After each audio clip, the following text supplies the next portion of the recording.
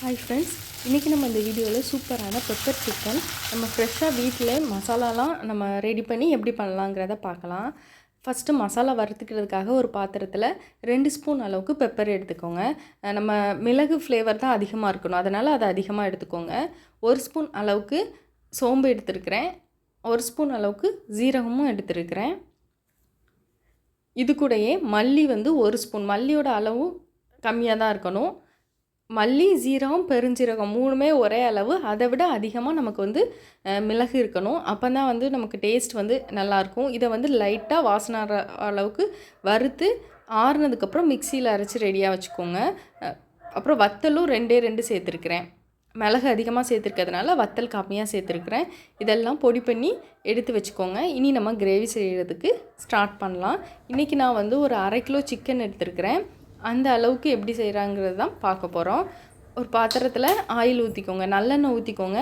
கொஞ்சம் அதிகமாக, நார்மலாக நான்வெஜ் சமைக்கும் போதெல்லாம் கொஞ்சம் அதிகமாக ஆயில் சேர்த்தா நல்லா டேஸ்ட் இருக்கும். 1 ஸ்பூன் அளவுக்கு கடுகு சேர்த்துருக்கிறேன்.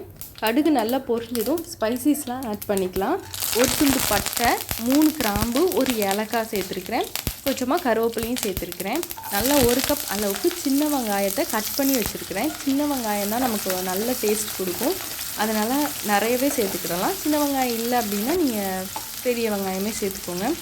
இப்போ நல்ல பொன்னிறமாக நமக்கு சின்ன வெங்காயம் வதங்கணும். இது கூட 1 ஸ்பூன் அளவுக்கு கல்லுப்பு சேர்த்துக்கிறேன். அப்புறம் நம்ம லாஸ்ட்டு டேஸ்ட் பண்ணிவிட்டு தேவைன்னா நம்ம சேர்த்துக்கிடலாம். நல்ல பொன்னிறமாக வதங்கட்டும். நல்லா வதங்கினதும் நம்ம இஞ்சி பூண்டு பேஸ்ட் சேர்த்துக்கணும். இன்றைக்கி நான் 1 ஸ்பூன் அளவுக்கு இஞ்சி பூண்டு பேஸ்ட் சேர்த்துருக்கிறேன். இந்த இஞ்சி பூண்டு பேஸ்ட் இந்த எண்ணெயில் அந்த பச்சை வாசனைலாம் போகணும், அந்த அளவுக்கு நம்ம நல்லா வதக்கிக்கிடணும். கீழேயும் அடிபிடிச்சிடாமல் இருக்கிற மாதிரி பார்த்துக்கோங்க. ஆயிலெலாம் கம்மியாக இருந்துச்சுன்னா அடிபிடிக்கும் இஞ்சி பூண்டு பேஸ்ட். அதை அடிபிடிக்காமல் நல்லா நம்ம ராஸ்மல் போகிற அளவுக்கு வதக்கிக்கலாம்.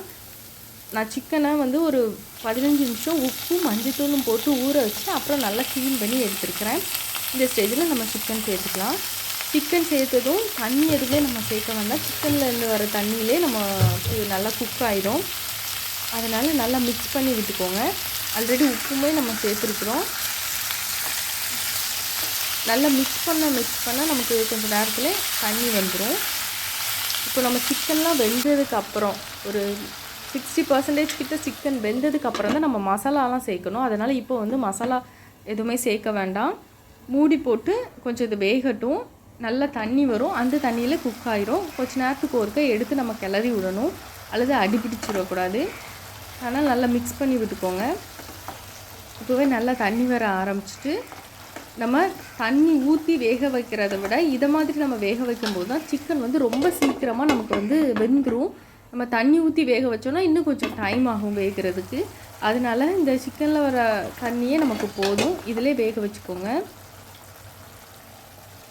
இப்போ ஒரு 60% கிட்ட வெந்ததுக்கப்புறம் நான் அந்த நம்ம திரிச்சு வச்சுருக்கிறோம்ல அந்த மசாலா பொடியெல்லாம் நம்ம சேர்த்துக்கிடலாம். சேர்த்துட்டு நல்லா ஈவனாக மிக்ஸ் பண்ணி விட்டுட்டு நம்ம இனி சிக்கன் வேகிற அளவுக்கு நம்ம வெயிட் பண்ணணும். அவ்வளோதான், சீக்கிரமாக சிக்கன் வெந்துடும் இந்த ஆயிலே நம்ம மிக்ஸ் பண்ணி விடுறதுனால. நல்லா எண்ணெய் பிரிஞ்சு வந்துச்சுன்னா நமக்கு வெந்திருக்கும். இதை மாதிரி லைட்டாக நம்ம அழுத்தி பார்த்தோன்னா சாஃப்டாக நமக்கு அந்த நல்லா உடஞ்சி வந்துச்சு அப்படின்னா சிக்கன் ரெடி ஆகிட்டுன்னு அர்த்தம். அல்லது ஒரு சின்ன பீஸ் சாப்பிட்டு பாருங்கள். இது மாதிரி நல்லா ஆயில் பிரிஞ்சு வந்தோன்னா இப்போ நமக்கு சூப்பராக பெப்பர் சிக்கன் ரெடி ஆகிட்டு. இனி உங்களுக்கு திக்னஸ் எவ்வளோ வேணும் அப்படிங்கிறத பொறுத்து நம்ம டிசைட் பண்ணிக்கணும். கொஞ்சமாக தண்ணி ஊற்றி இதை மாதிரி மிக்ஸ் பண்ணால் நமக்கு கிரேவி, செமி கிரேவி மாதிரி நமக்கு கிடைக்கும். இல்லை ரைஸ்லாம் வச்சு சாப்பிட்ணும், இன்னும் கொஞ்சம் அதிகமாக நல்லா குழம்பு மாதிரி வேணும் அப்படின்னா 1 கப் அளவுக்கு இன்னும் கொஞ்சம் தண்ணி ஊற்றி ஒரு 3 நிமிஷம் நீங்கள் கொதிக்க வச்சிங்கன்னா அந்த மசாலாலாம் சேர்ந்து மிக்ஸ் ஆகி சூப்பராக ரெடி ஆயிரும். அப்புறம் லாஸ்ட்டு மல்லி இலை தூவி இறக்கிக்கோங்க. நல்லா ட்ரையாக வேணும்னா ஃபஸ்ட்டே மல்லி இலை தூவி இறக்கிக்கோங்க. டேஸ்ட்டு ரொம்பவே சூப்பராக இருக்கும். நீங்களும் ட்ரை பண்ணி பாருங்கள். தேங்க்ஸ் ஃபார் வாட்சிங்.